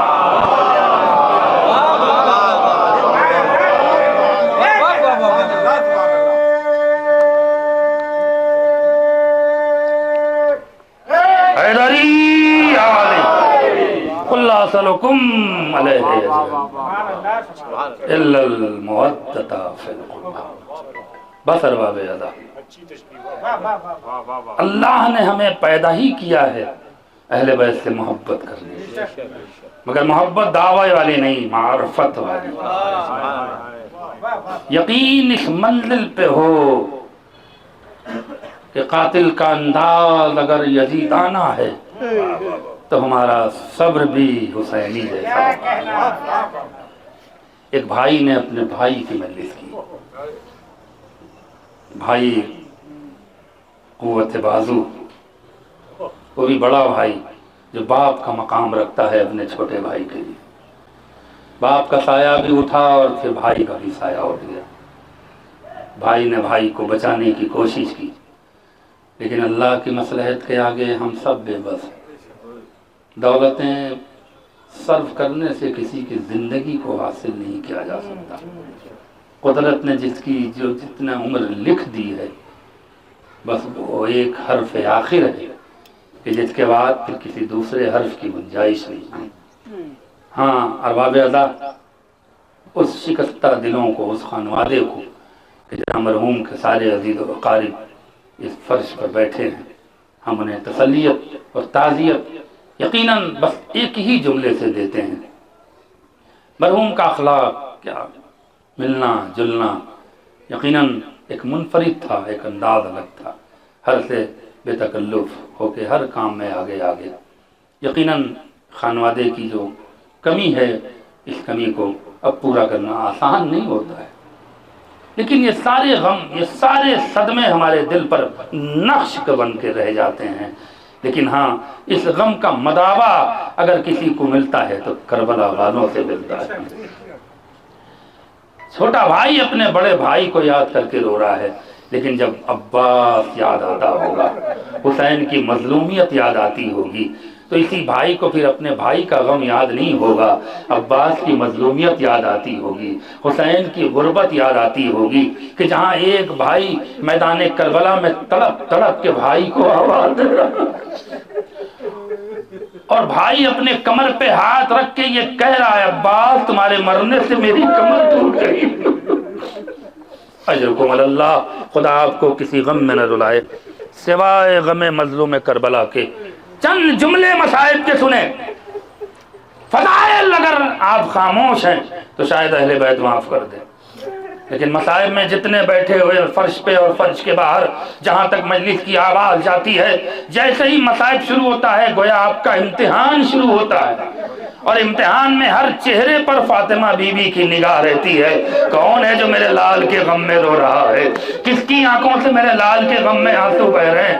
ہاں اگر بی بی فاطمہ کو راضی کرنا پسند کرتے ہو تو جب بھی مصائب ہوا کرے ایسے رویا کرو جیسے کوئی بوڑھی ماں کسی جوان کے لاشے پہ روتی ہے، یا وہ نیا اجرکم اللہ جزاکم اللہ خیر الجزا۔ جناب عباس ایک غم زدہ غم نصیب بھائی کی تسلیت کے لیے یہ روایت پڑھ رہا ہوں، بس یہی دعا ہے کہ پروردگار اس مصائب کے صدقے میں مرحوم کے درجات کو بلند کر۔ یقیناً بھائی کا بچھڑنا ایک بہت بڑا غم ہے، وہ بھی مشفق بھائی، محبتی بھائی، ہمدرد بھائی، کہ جس نے ہمیشہ بھائیوں کو کلیجے سے لگا کے رکھا، جس نے ہر رشتے کا احترام کیا، جس نے ہر عزیز کا احترام کیا، آج وہ ہمارے بیچ نہیں رہا۔ یقیناً نگاہیں ڈھونڈتی ہیں جب آتے ہیں، لیکن ہاں ارباب ادا اس بھائی کی تسلی کے لیے ایک جملہ ہے۔ حسین کی غربت کو اگر یاد کر کے رونا چاہتے ہو تو بس ایک جملے پہ رونا کہ جس کی پوری تاریخ، پوری منظر کشی ایک شعر میں میر انیس نے پیش کی ہے۔ بھائی تمہارا گیا لیکن اہل بھوپال نے حوصلہ افزائی تو کی۔ ہاں کسی نے کاندھے پہ ہاتھ رکھا ہوگا، کسی نے سر پہ ہاتھ رکھا ہوگا، عزیز و اقارب نے کلیجے سے لگا کے بھائی کو بھائی کی میت پر، بھائی کی موت پر تسلی تو دی ہوگی، عزیز و اقارب کو تسلی تو مل گئی ہوگی، لیکن ذرا حسین کی مظلومیت دیکھو، حسین کی مظلومیت دیکھو۔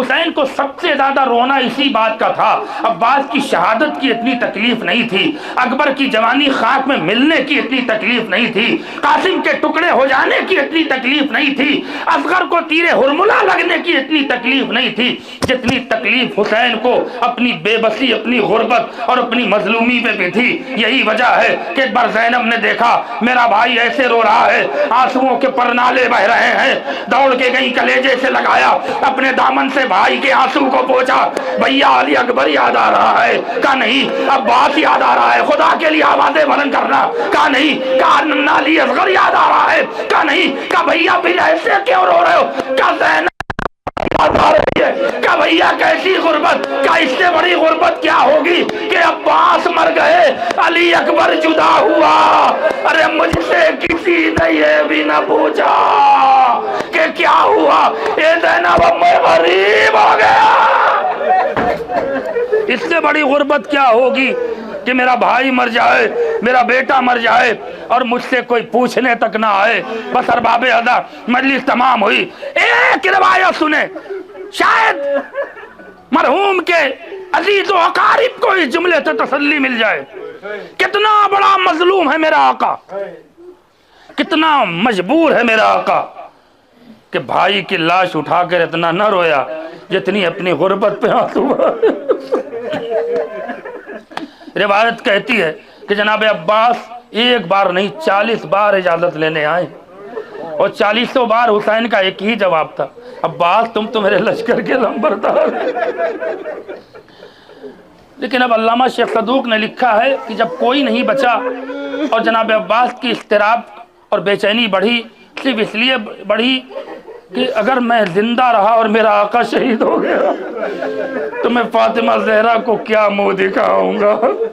اسی تمنا پہ بار بار آئے، اور پھر جب آخری بار حسین نے کہا عباس تم میرے لشکر کے علم بردار ہو، تو راوی کہتا ہے کہ فَالنَّظْرُ إِلَى الْيَمِينِ وَالْيَسَارِ، کچھ نہیں بولے، بڑے غور سے داہنی طرف دیکھا، پھر بائیں طرف دیکھا، پلٹ کے کہا عباس تم کیا دیکھ رہے ہو؟ کہ آقا آپ بار بار کہتے ہیں تم میرے لشکر کے علم بردار، اب وہ لشکر کہاں رہا آقا؟ آقا مجھے مرنے کی اجازت دیجیے۔ الغرض کہ حسین نے براہ راست عباس کو اجازت نہیں دی، نہ جانے کیا وجوہات رہے ہیں، پھر کبھی آؤں گا تو بیان فرماؤں گا کہ جناب عباس کو براہ راست اجازت کیوں نہیں دی۔ عباس کو وسیلہ لینا پڑا جناب سکینہ کا۔ जनाब सकीना ने जब गैरत को झिंझोड़ा है ना तो अब्बास से बर्दाश्त न हुआ, गोद में लेकर आए और यही कहा, शहजादी आका से जो जुमला कहिए जो मुझसे खैमे में कह रही थी। कहा चचा जान क्या? कहा आपने मेरे ज़मीर को झंझोड़ा ना कि जिसका अब्बास जैसा चचा मौजूद हो उसकी सकीना प्यासी रह जाए। खुदा के लिए आवाज़ें बुलंद करिएगा। बस यही जुमला कहना था। हुसैन ने कमर पे हाथ रखा, रुख किया नजफ का और कहा बाबा अब हुसैन की कमर टूटने जा रही है, जाओ अब्बास पानी लेकर आओ। हाँ हुसैन का सिपाही चला। अब रिवायत कहती है अब्बास इजाजत लेकर जंग की नहीं पानी लेने की मश्क सकीना लेकर आए। रावी कहता है जनाबे इमाम हुसैन ने अपने हाथों से मशकीला अब्बास के अलम में बांधा। सकीना दौड़ी का बाबा अगर इजाजत हो तो मैं इस मश्क पे कुछ लिख दूं। औलाद वालों का मजमा है, जुमला सुनना। हाँ हाँ बेटी लिख दे। सकीना ने उस मख्तल में, उस सहरा में एक मिट्टी का ढेला उठाया और उससे मश्क पे लिखा नसरुम मिनल्लाहि व फतहुन करीब। जैसे ही सकीना लिख के हटी हुसैन ने नीचे लिखा इन्ना लिल्लाहि व इन्ना इलैहि राजिऊन। सकीना समझ तो गई बाबा ने लिखा है ए अरबाब अदाब मुझे शहादत जनाब अब्बास नहीं पढ़नी है, बस दो जुमले सुन ले। जो रोएगा वो नसीब वाला होगा, जो नहीं रोएगा वो अपने लिए दुआ जरूर करेगा। अब्बास आए, मश्क सकीना भरी, जालिम ने एक बाजू कलम किया, आलम को दूसरे बाजू में लिया, फिर शकी ने दूसरा बाजू कलम किया, मश्क सकीना को दांतों से दबाया सहारा लेते हुए। लेकिन जब अब्बास ने देखा मश्क सकीना से तीर हुरमुला से पानी बह गया तो अपने घोड़े को मोड़ा, फुरात के किनारे नीचे जमीन पे गिरे और आवाज दी आका आका गुलाम का सलाम ले लो, आका गुलाम का सलाम लो। अब्बास ने कमर पे हाथ रखा। हाँ हुसैन झुकी हुई कमर से आए, बस दो जुमले की रिवायत, आए और अब्बास के सिराने बैठे। अब्बास का सर अपने दानों पे रखा। कहा मेरे भैया क्या कहना चाहते हो? कहा आका मेरी एक वसीयत है पूरी करिएगा। कहा हाँ हाँ मेरे भाई वसीयत है। कहा आका मेरी दो वसीयत है। कहा अब्बास क्या वसीयत है? कहा पहली वसीयत ये है मेरी आंखों में तीर है, तीर निकालिए, खून साफ करिए, मैं चाहता हूं कि आखिरी लम्हे में आपकी ज़ियारत करके जाऊं।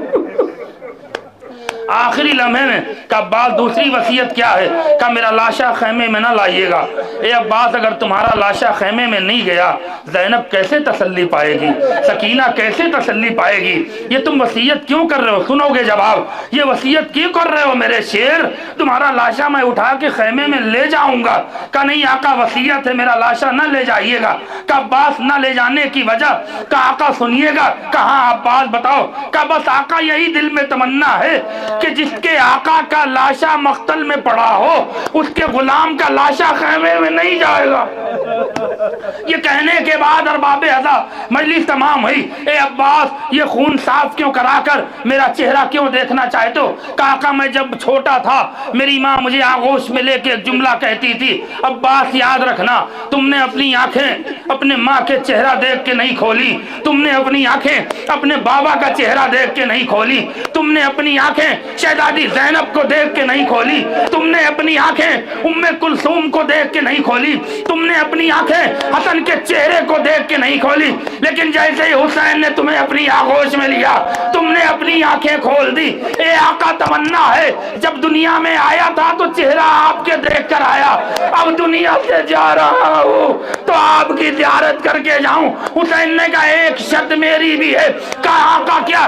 कहा बस एक बार मुझे भाई कह के बुला लो, एक बार मुझे भाई कहो। हाँ अब्बास की आंखों से खून साफ हुआ। अस्सलामु अलैका या अबा अब्दुल्ला। मौत की हिचकी आई, सीने पर हुसैन ने सर रखा। अब्बास वादा पूरा करो, मुझे भैया कह के पुकारो। और एक शेर ने अंगड़ाई ली, ए भैया खुदा हाफिज़। मौत हिचकी में आई और اور روح قبض انصری سے پرواز کر گئی. عباس کو دیکھ کے حسین کرے تو کیا کرے. ایک بار نجف کا رخ کیا, کبھی نانا کو بلایا, کبھی بابا کو صدا دی. اے پروردگار گواہ رہنا, میرا وفادار بھائی دنیا میں مجھ سے وفاداری کر کے روتا بھی لگتا, اپنا کنبہ چھوڑ کے جا رہا ہے. سلام ہو اس وفاداری پر, سلام ہو عباس کی وفاداری. انا للہ و انا الیہ راجعون.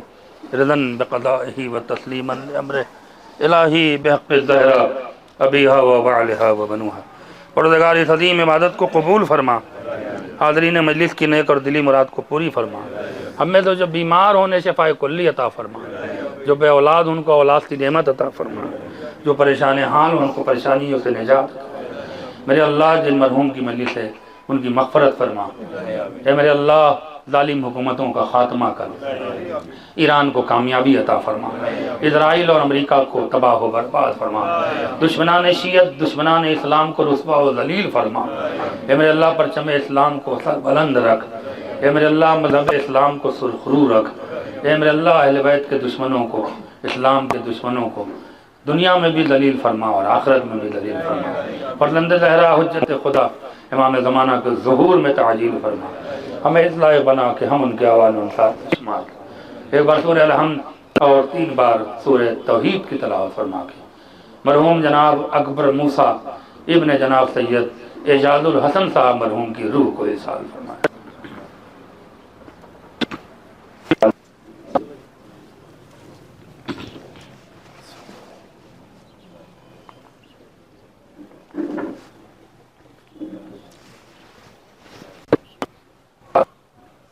آؤ میرے شعر. الحمدللہ.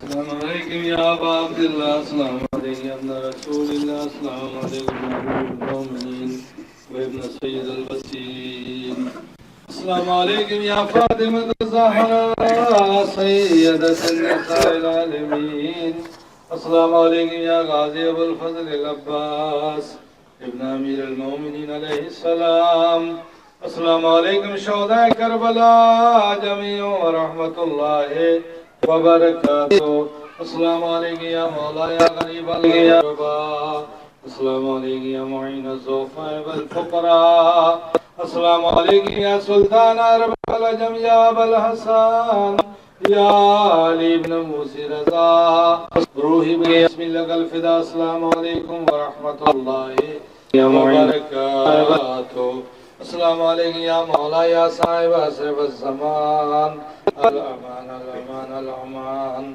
السلام علیکم یا خلیفۃ الرحمن, السلام علیکم یا امام انس والجان, السلام علیکم یا شریک القرآن, السلام علیکم یا مظہر الایمان, السلام علیکم یا امام زماننا ھذا اجل اللہ تعالی فرجک وسہل اللہ تعالی مخرجک وظہورک, السلام علیکم ورحمۃ اللہ وبرکاتہ. آپ سب سے گزارش